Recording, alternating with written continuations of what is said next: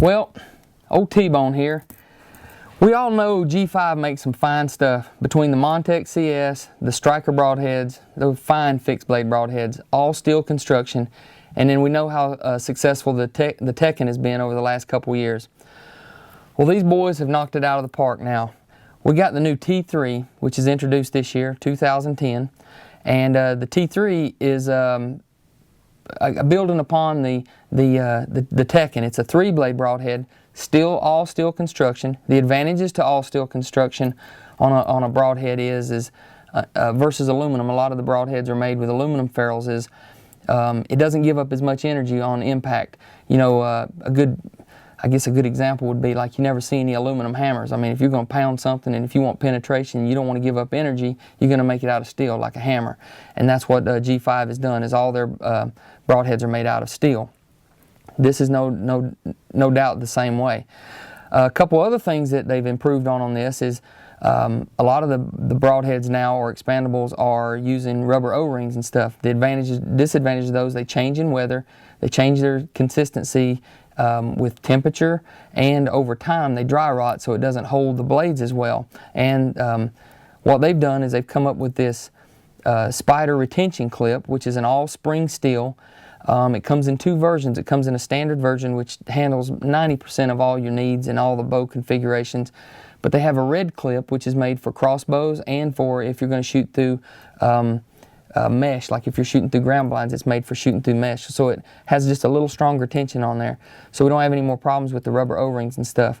The other thing is, which I really like about it, well, one, it's a 3-blade, but the other thing is when you got it tucked in here, let me go to this other one as an example, is it's a real tight, it's real tight, real aerodynamic, so it's almost like a field point profile. So you can shoot your field points and you can have the accuracy that you have with them, switch to your broadheads and know that you got the field point accuracy with these because it's real tight aerodynamic. A lot of the other expandables that are on the market, yeah, they're expandables, but they're not quite as aerodynamic as these, so therefore you have some flyers and still have some planing issues. Also, some of the other ones that claim to be expandables are really nothing more than a fixed blade broadhead that's small that expands to a bigger broadhead. All those have good killing capabilities, but with this T3 you've got the total package. Let's talk a little bit more about the advantages of a 3-blade. It's an 1.5 inch cutting diameter, and also on this one is the blade angle. I'm real impressed with the blade angle. It's not real sharp and steep. Some of the other broadheads have a real tight, a real flat, almost a chopping effect, whereas G5 designed this one to where they're still laid back and you have a slicing, a fillet type blade on there so that it penetrates real well. It's not chopping, it's actually slicing. Does a lot more blood and artery tissue damage.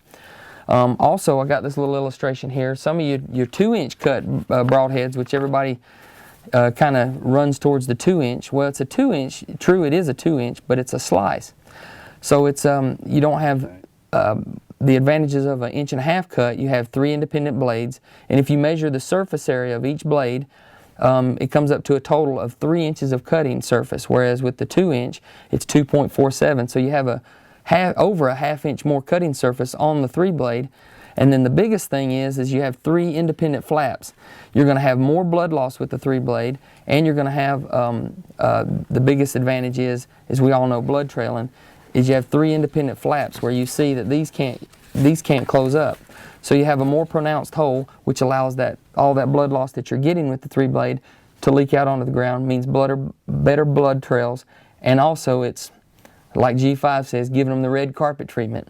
Whereas sometimes with a 2-inch slice, you know, it tends to want to fold up. You still have good blood loss, but it doesn't get out onto the ground, so you don't have quite as good of blood trails. So those are the advantages to the 3-blade broadhead. Not to mention more surface area, so you have more artery and tissue damage. So I think we've hit all the high points. If you're doing a pro and con checklist on a broadhead, this one's going to win out in a lot of ways.